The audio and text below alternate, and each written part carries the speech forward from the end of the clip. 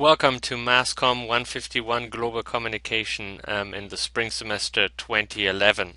My name is Marcus Messner and I'm your instructor, and I'm going to give you a quick overview over what MASCOM 151 is all about. First of all, let me introduce myself. As I said, my name is Marcus Messner. I'm an assistant professor in the School of Mass Communications here at VCU, and I also have two teaching assistants, Lauren Albee and Alexandra Heinz.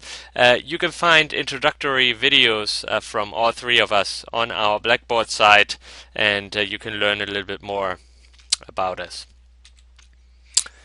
MASCOM 151 will deal with the global communication environment, which is really important in today's world. It has a lot of impacts on business, on politics, on the information that we retrieve on a daily basis. So we'll talk about global media systems, how they differ. For example, there are major differences in how media operate in the United States or in Europe or in China, for example. We'll talk this first week. We'll talk a little bit about The Flat World. That is a book that was written by New York Times columnist Tom Friedman. We'll do some readings on that. There will also be a lecture. So the first week will lay the basis for future discussions before we even jump in our textbook. We'll talk in this class about the worldwide information flow. There's a difference on how news and information are perceived around the world. We're here in the United States and the center of the information flow, and this flow looks fairly different in other parts of the world, for example in Latin America or in Africa. We'll talk about the impact of transnational media corporations like the Walt Disney Corporation, Time Warner, or News Corporation, which is owned by Rupert Murdoch. We'll talk about the law, ethical, and social effects of global communication in this class. So we'll take a round look on all of these issues, and we'll also look at a lot of these issues from an international perspective. A little bit about the course description. We'll explore how media and globalization drive each other, how one in today's environment cannot exist without the other. We'll talk about the impact on the nation state.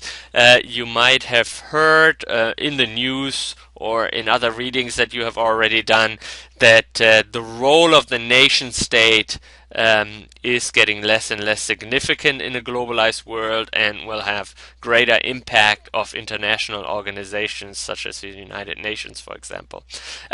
We'll examine technologies, the global economy, international corporations, and we'll see how they impact culture, politics, business, and law around the world. We'll also look at the relationship between media systems and governments, and how they're both affected by technology and globalization. Now, what are the objectives for this class? We'll discuss communication systems and technologies from a global perspective. So we're trying to get out of looking at the world just from the perspective of the United States. So we'll try to take a more global perspective on things. We'll also, and we'll especially do that in the beginning of the class, we'll look at the historical pathways to where we are today and how they have impacted politics, economics, ethics, and the legal realm, and of course cultural issues in globalization.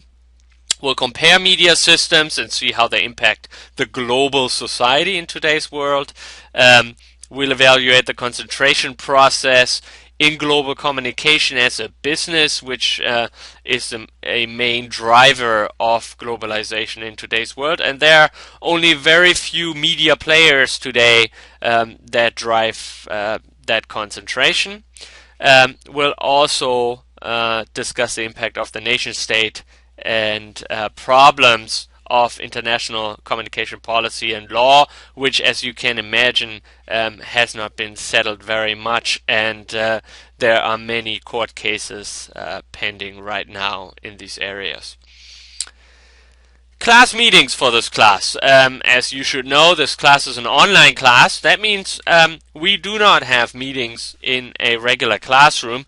This class runs asynchronous. That means you work on your own time. That does not mean that you can do all of your work during the last week of the semester.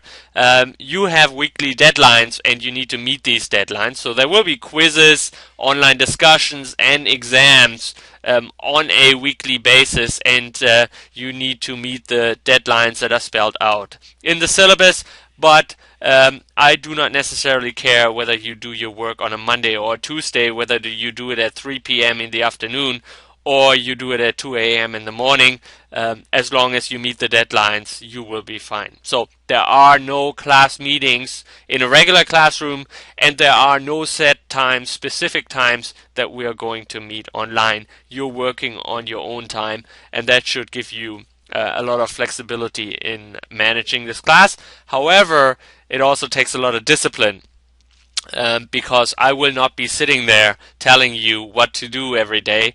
You need to meet these deadlines by yourself, and so you need to do the work beforehand before you engage in discussions. You take quizzes and exams.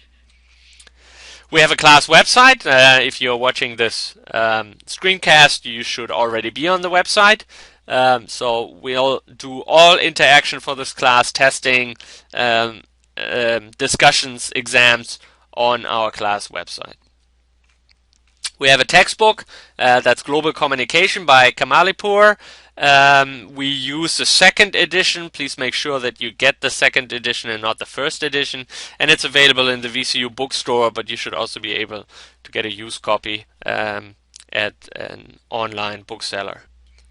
For this course, you of course also need a VCU email account. You need that to log on to Blackboard, but more importantly, it is your responsibility that you check email on a regular basis. I will be sending you emails quite frequently, especially when I post new content on our course website. When you communicate with us, make sure that you put MASCOM 151 in your subject line, because otherwise it could be that your email lands in our spam filter. And we want to avoid that.